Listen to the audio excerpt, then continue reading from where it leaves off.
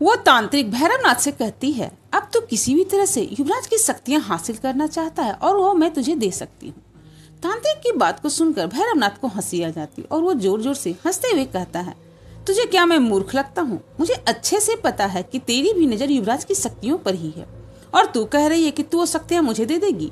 तांत्रिक कहती है, हम उन शक्तियों को बांट भी सकते हैं। भैरवनाथ घमंड के साथ कहता है, वो शक्तियां सिर्फ मेरी है और मैं उसे किसी के साथ नहीं बांटूंगा। पहले मैं तुझे मारूंगा और फिर उस साये को और फिर युवराज को मारकर उसकी सारी शक्तियां खुद में समाहित कर लूंगा। वो तांत्रिक कहती है, तुझे क्या लगता है कि युवराज को मारना इतना आसान है? हर पल उसकी शक्तियां बढ़ती जा रही है। ऐसा ना हो कि युवराज के सारे दुश्मनों को खत्म करने के बाद तो खुद उसी के हाथों मारा जाए। तांत्रिक की बात को सुनकर भैरवनाथ घमंड के साथ कहता है, मैंने मृत्युंजय साधना किया हुआ है, मुझे कोई नहीं मार सकता सिवाय। ये कहते हुए भैरवनाथ खामोश हो जाता है। तांत्रिक कहती है, सिवाय? भैरवनाथ सातिर मुस्कान के साथ कहता है, सिवाय मेरे गुरु के, और वो यहाँ आएंगे नहीं, तो मुझे मौत का डर नहीं है। तुम सबको खत्म करके मेरे लिए युवराज को मारना कोई मुश्किल काम नहीं है। तांत्रिक कहती है, और अगर मैं ये कहूँ कि समायरा अब युवराज के साथ है तो? उस तांत्रिक की बात को सुनकर भैरवनाथ हैरानी से कहता है, ये असंभव है। वो तांत्रिक कहती है, ये असंभव घटना अब हो चुकी है। अब वो दोनों साथ में हैं और उन दोनों ने मिलकर मृदुला की अस्थियों का एक हिस्सा भी नष्ट कर दिया है। इस बात को सुनकर भैरवनाथ की हैरानी और भी ज्यादा बढ़ जाती है। उसे हैरान देखकर वो तांत्रिक आगे कहती है, अगर उन दोनों में से किसी की शक्ति पूरी तरह से जागृत हो जाती है तो भले ही वो तुझे मार ना पाए, लेकिन तेरा क्या हाल करेंगे ये तू अच्छे से जानता है। उस तांत्रिक की बात को सुनकर भैरवनाथ कुछ देर तक खामोश रहता और फिर कुछ सोचते हुए कहता है, लेकिन मैं तुझ पर कैसे भरोसा करूं कि तू युवराज की शक्तियां मेरे साथ बांटेगी? वो तांत्रिक गंभीरता से कहती है, अगर तुझे मुझ पर भरोसा नहीं है तो हम यहीं तेरे इस हवन कुंड में ही संकल्प कर सकते हैं। भैरवनाथ फिर से उस तांत्रिक की कोई बात का जवाब नहीं देता। वो कुछ सोचते हुए तांत्रिक की तरफ ही देख रहा था। तांत्रिक आगे कहती, अगर तेरा जवाब हाँ है तो ये कटार मेरे सर से हटा दे, और अगर जवाब ना है तो आज इस गुफा से कोई एक ही जिंदा बाहर जाएगा। तांत्रिक के ये कहते ही भैरवनाथ अपना हाथ आगे बढ़ा देता और वो कटार हवा में उड़ते हुए भैरवनाथ के हाथ में आ जाती है। ये देखकर वो तांत्रिक आगे बढ़ते उस हवन कुंड के पास जाती है। इस वक्त उस हवन कुंड के पास एक तरफ भैरवनाथ था और दूसरी तरफ वो तांत्रिक थी। भैरवनाथ एक कटार से अपनी हथेली काटकर उस हवन कुंड के ऊपर बढ़ा देता है। इसके बाद वो तांत्रिक भी अपना हाथ उसी तरह से काटकर भैरवनाथ के हाथ पर रख देती है। इस वक्त दोनों के हाथ एक दूसरे से लगे हुए थे और वो दोनों आंखें बंद कर कुछ मंत्र पढ़ रहे थे। कुछ देर बाद दोनों की हथेली के बीच से खून के कुछ बूंदे उस कुंड में गिर जाते हैं। ये होते ही वे दोनों अपनी अपनी आंखें खोल लेते हैं। आंखें खोलकर वो दोनों अपना हाथ पीछे लेते हैं। तांत्रिक कहती है, अब अगर हम में से किसी ने भी ये संकल्प तोड़ा तो उसकी मौत निश्चित है। शाम का वक्त था। अपनी ड्यूटी से वापस अर्णव अपने घर आता है। अर्णव आज काफी थका था और परेशान लग रहा था। वो लिविंग एरिया में आकर एक काउच पर अपना सर टिकाते हुए अपनी आंखें बंद करके बैठ जाता है। ठीक उसी समय समायरा पानी लेने के लिए किचन में आई थी। वो पानी लेकर अपने कमरे में जा ही रही थी, तभी उसकी नजर अर्णव पर पड़ती है। अर्णव को देखते ही समायरा समझ जाती है कि इस वक्त वो काफी परेशान और थका हुआ है। अर्णव अपने एक हाथ से बार बार अपना सर दबा रहा था। ये देखकर समायरा अर्णव की तरफ जाती है और एक दूसरे काउच में बैठ जाती है। अर्णव को अभी तक एहसास नहीं था कि समायरा उसके पास बैठी हुई है।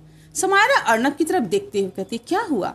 समायरा की आवाज सुनकर अर्णव अपनी आंखें खोल लेता और समायरा को देखते हुए कहता, अरे तुम यहाँ?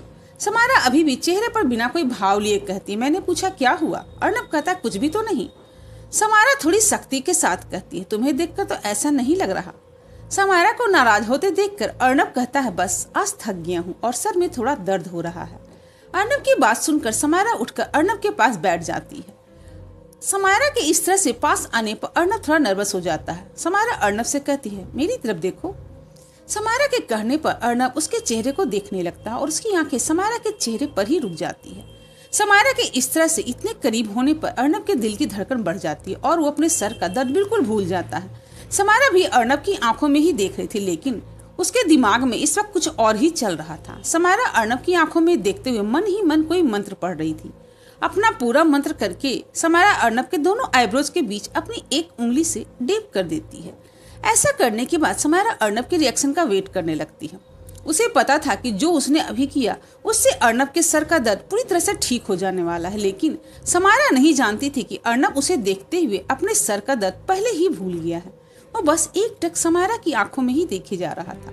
अर्नब को इस तरह से खुद को देखते हुए समायरा को खुद पर शक होने लगता है कि कहीं उसका जादू गलत तो नहीं हो गया, लेकिन अगले ही पल उसे एहसास होता है कि इतना सिंपल जादू उससे गलत नहीं हो सकता। समायरा अर्नब के चेहरे के सामने एक चुटकी बजा देती है। समायरा के चुटकी बजाते ही अर्नब का ध्यान टूटता है और वो हड़बड़ा जाता है। अर्नब को यह एहसास हो जाता है कि अभी अभी वो समायरा को एकटक घूर रहा था। समायरा अर्नब से कहती है, तुम मुझे ऐसे क्यों देख रहे थे? अर्नब अपनी नजरें चुराते हुए कहता, तुमने ही तो कहा था कि मैं तुम्हें देखूं। समायरा कहती, वो तो मैंने बस कुछ देर के लिए कहा था। खैर, अब तुम्हारा सर दर्द कैसा है? समायरा का ये सवाल करते ही अर्नब को एहसास होता है कि अब उसका सर बिल्कुल भी दर्द नहीं कर रहा। तभी उसे याद आता है कि समायरा ने उसकी एक उंगली से अर्नब के फॉरहेड को छुआ था। अर्नब अब समझ जाता है कि उसका सर दर्द समायरा की वजह से चला गया है। अर्नब हैरानी से समायरा को देखते हुए कहता, ये तुमने कैसे किया? समायरा अर्नब की बातों का कोई जवाब नहीं देती, लेकिन अभी भी उसे ही देख रही होती है। अर्नब की सवालिया नजरों को देखते हुए समायरा कहती, तुम जानना चाहते हो कि मैं कौन हूँ? अर्नब कहता, हाँ, लेकिन मैं चाहता हूँ कि ये बात मुझे तुम तब बताओ जब तुम्हें मुझ पर पूरा भरोसा हो। समायरा बात को बदलते हुए कहती, और तुम्हारे सर दर्द की वजह क्या है? अर्नब एक गहरी सांस लेते हुए कहता, मेरे सर दर्द की वजह पुराने रोड के पास होने वाली मौतें हैं। 1 साल हो चुका है मुझे यहाँ आए हुए, लेकिन अब तक वो केस मैं सॉल्व नहीं कर पाया हूँ। अब ऊपर से बहुत प्रेशर आ रहा है और इसी वजह से मेरा प्रमोशन भी रुका हुआ है। अब मैं उनको कैसे समझाऊं कि यहाँ जो कुछ भी हो रहा वो कुछ और ही है और शायद इसे कभी रोका ही नहीं जा सकता। अर्नब की बात पूरी होते ही समायरा कहते, तुम परेशान मत हो, जो यहाँ हो रहा है अब ज्यादा दिन नहीं चलने वाला। समायरा की बात सुनकर अर्नब उसे हैरानी से देखने लगता है। वो समायरा से कहता है, और तुम ये बात इतने कॉन्फिडेंस से कैसे कह सकती हो? समायरा अभी भी अर्नब के सवाल का कोई जवाब नहीं देती। ये देखकर अर्नब समायरा का हाथ अपने हाथों में लेते हुए कहते, समायरा, मुझे जानना है कि यहाँ क्या हो रहा है। समायरा अर्नब की आंखों में देखते हुए कहती है, क्या तुम मेरी बातों पर भरोसा करोगे? अर्नब कहता है, I completely trust you. Arnab के ऐसा कहने पर समायरा बस उसे देखती रह जाती है। कुछ देर बाद वो कहती है, तुमने यहाँ जिस साये की कहानी सुनी है वो बिल्कुल सच है। उस बिसिंग बेल में सालों पुरानी एक आत्मा रहती है जो लोगों की जान लेती है। इसी वजह से तुम ये केस सॉल्व नहीं कर पाए। अर्नब समायरा की बातों को बड़े ध्यान से सुन रहा था। समायरा को उसकी आंखों में कई सवाल दिखाई दे रहे थे जिन्हें वो समायरा से नहीं पूछ रहा था। समायरा एक गहरी सांस लेते हुए आगे कहती, मैं एक जादूगरनी हूँ। मेरे माँ बाप दोनों बहुत बड़े तांत्रिक थे और उनकी कई शक्तियाँ मेरे अंदर मौजूद है, इसीलिए मैं वो सब कर सकती हूँ जो एक नॉर्मल इंसान नहीं कर सकता। समायरा के मुंह से ये सब सुनकर अर्नब हैरान रह जाता, लेकिन हैरानी से ज्यादा इस वक्त उसके चेहरे पर एक खुशी दिखाई दे रही थी।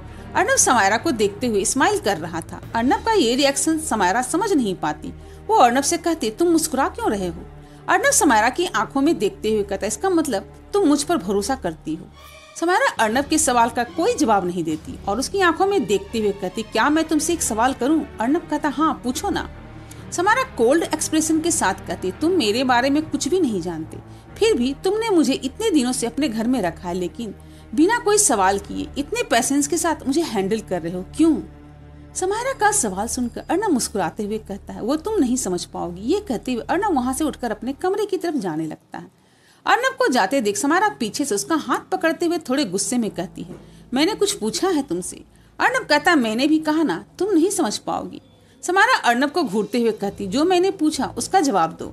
अर्नब समायरा के हाथ से अपना हाथ छुड़ाते हुए कहता है, तो तुम सच में जानना चाहती हो? समायरा सीरियस एक्सप्रेशन के साथ हाँ में अपना सर हिला देती है। देखकर अर्नब समायरा की आंखों में देखते हुए अपने कदम धीरे धीरे उसकी तरफ बढ़ाने लगता है।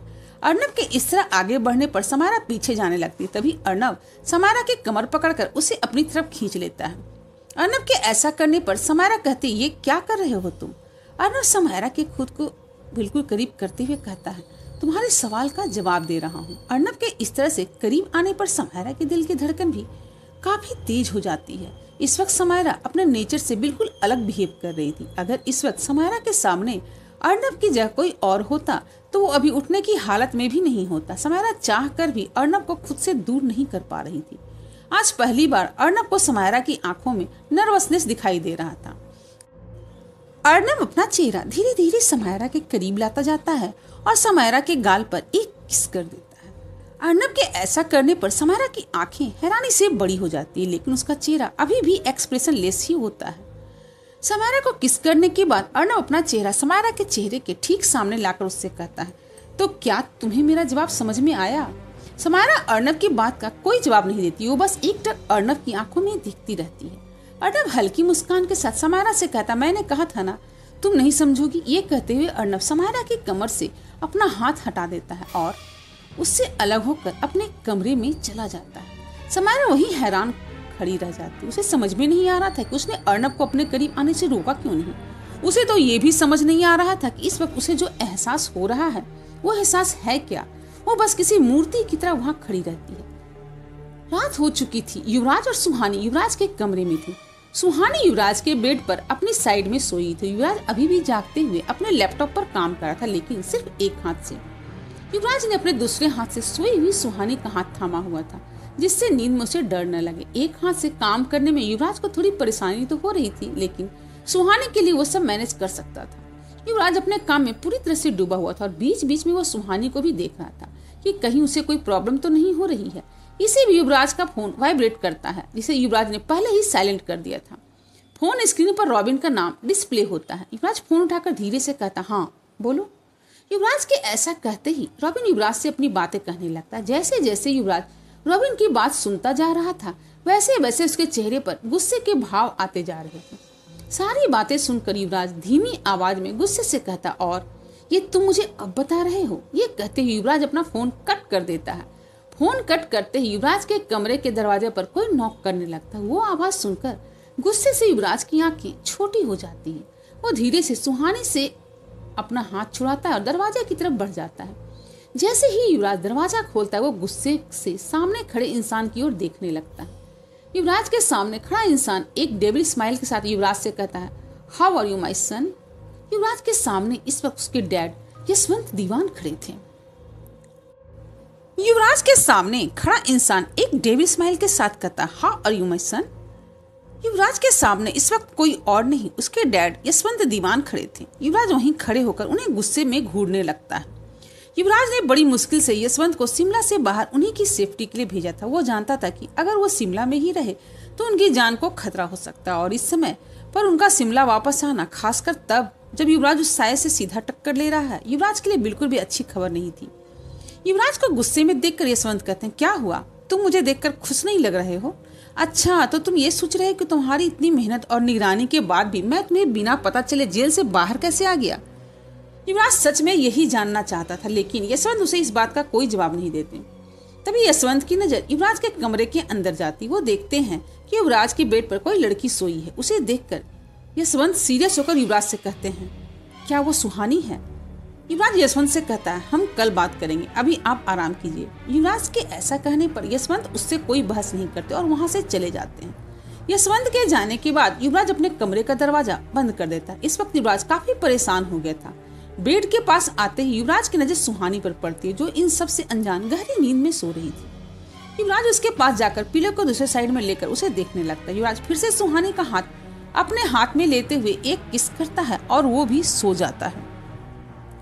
अगली सुबह युवराज यशवंत से बात किए बिना ही सुहानी के साथ घर से निकल जाता है। सुहानी अब तक इस बात से अनजान थी कि युवराज के डैड अब घर पर आ चुके हैं। उसे सुबह से युवराज का बिहेवियर कुछ बदला बदला सा लग रहा था। युवराज इस वक्त भी सुहानी से कोई बात नहीं कर रहा था। वो बस खामोशी से कार ड्राइव कर रहा था। ये देखकर सुहानी युवराज से कहती, युवराज सर कुछ हुआ है क्या? आप इतने परेशान क्यों लग रहे हैं? युवराज सुहानी की बात का कोई जवाब नहीं देता। वो बस खामोशी से कार ड्राइव करता रहता है। युवराज के ऐसे रिस्पॉन्स से सुहानी समझ जाती है कि अभी उसकी बात करने का कोई मूड नहीं है, इसलिए वो आगे युवराज से कुछ नहीं कहती। इधर अर्नब रेडी होकर अपने कमरे से बाहर निकलता। बाहर निकलते ही उसकी नजर समायरा पर पड़ती। समायरा को देखते ही अर्नब के चेहरे पर एक स्माइल आ जाती है, लेकिन समायरा अर्नब को देखकर अपनी नजरें फेर लेती है। अर्नब समायरा की तरफ बढ़ने लगता है। अर्नब को अपने पास आते देखकर समायरा को बहुत अजीब सा लग रहा था।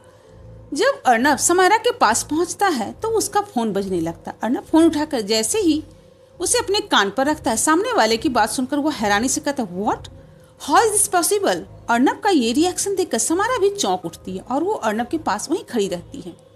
अर्नब मोबाइल अपने कान पर लगाए हुए सारी बातें ध्यान से सुनने लगता है। जैसे जैसे अर्नब फोन पर बातें सुन रहा था, वैसे उसकी हैरानी बढ़ती जा रही थी। पूरी बात सुनकर अर्नब कॉल कट कर देता है। कॉल कट करते ही अर्नब किसी सोच में पड़ जाता है। ये देखकर समायरा कहती, क्या हुआ? समायरा की आवाज सुनकर अर्नब का ध्यान टूटता है। वो समायरा से कुछ कहने ही वाला होता है, तभी उसकी नजर अपने घर के दरवाजे पर पड़ती है। युवराज गुस्से में अर्नब के घर के अंदर आता है। युवराज को वहां देखकर अर्नब के चेहरे के एक्सप्रेशन सीरियस हो जाते हैं और समायरा थोड़ा चौंक जाती है। युवराज के आने के कुछ ही सेकेंड बाद सुहानी भी भागते हुए अर्नब के घर के अंदर आ जाती है।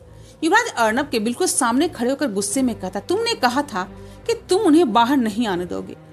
अर्नब युवराज की आंखों में देखते हुए कहता, यहाँ गलती तुमसे हुई है। अर्नब की ये बात सुनकर युवराज का गुस्सा कुछ कम हो जाता है। वो कहता है, मुझसे? अर्नब जवाब देता है, तुम्हारी कंपनी के एक एम्प्लॉय ने मिस्टर यशवंत दीवान के क्राइम का ब्लेम अपने ऊपर ले लिया और वो कोर्ट में इनोसेंट प्रूव हो गया। तुम्हारे डैड ने ये सब इतनी स्मार्टली किया कि उनकी रिहाई से पहले ये बात तक बाहर नहीं आई। अर्नब की बात सुनकर युवराज का चेहरा फिर से शांत हो जाता है। सुहानी और समायरा को ये सुनकर शौक लगता है कि युवराज के डैड यशवंत दीवान अब जेल से बाहर आ चुके हैं। अर्नब की बात पूरी होते ही युवराज की नजर समायरा पर जाती है, जो इस वक्त उसे ही देख रही थी। युवराज समायरा से कहता है, मुझे तुमसे कुछ जरूरी बातें करनी है। युवराज के ऐसा कहते ही समायरा अपने कमरे के अंदर चली जाती है और युवराज उसके पीछे उस कमरे के अंदर चल देता है। उन दोनों को इस तरह से अंदर जाते देखकर अर्नब को गुस्सा आने लगता। वो अपने मन में कहता है, ऐसी कौन सी बात है जो मेरे सामने नहीं हो सकती थी। ये सोचते हुए अर्नब समायरा के कमरे के दरवाजे को गुस्से से देखने लगता है। अर्नब समायरा के कमरे की तरफ ही देख रहा था, तभी पास खड़ी सुहानी उससे कहती, गुड मॉर्निंग एसपी सर। सुहानी की आवाज सुनकर अर्नब का ध्यान उस पर जाता और वो एक स्माइल के साथ सुहानी से कहता, गुड मॉर्निंग सुहानी, तुम युवराज के साथ क्या कर रही हो? सुहानी कहती है, मैं अब युवराज सर के साथ काम करती हूँ। सुहानी का जवाब सुनकर अर्नब कहता, लेकिन तुम युवराज के साथ क्यों काम कर रही हो? तुम तो पढ़ाई कर रही थी ना, और मैंने सुना था कि तुम एक स्कॉलर स्टूडेंट हो। सुहानी कहती, युवराज सर मेरे पापा की कंपनी फिर से शुरू करने में मेरी मदद कर रहे हैं, इसलिए मैं उनसे काम सीख रही हूँ। अर्नब कुछ याद करते हुए कहता, अरे हाँ, मुझे तुम्हारे केस के बारे में पता चला। यहाँ के बिजनेसमैन मिस्टर महेश सक्सेना तुम्हारे पापा थे। अर्नब के ये कहने पर सुहानी हाँ में अपना सर हिला देती। सुहानी अर्नब से कहती, एसपी सर। सुहानी इतना ही कह पाती, तभी अर्नब उसे टोकते हुए कहता, तुम मुझे अर्नब कह सकती है। सुहानी कहती, ओके अर्नब सर। अर्नब कहता, तो तुम क्या कह रही थी? सुहानी कहती, अर्नब सर आपको पता है आप बहुत ब्रेव हो। सुहानी की बात सुनकर अर्नब को हंसी आ जाती है। वो हल्की हंसी के साथ कहता, अच्छा, और तुम्हें ऐसा क्यों लगता है? सुहानी धीमी आवाज में कहती है, आप इस ज्वालामुखी को हैंडल करते हो ना, इसलिए।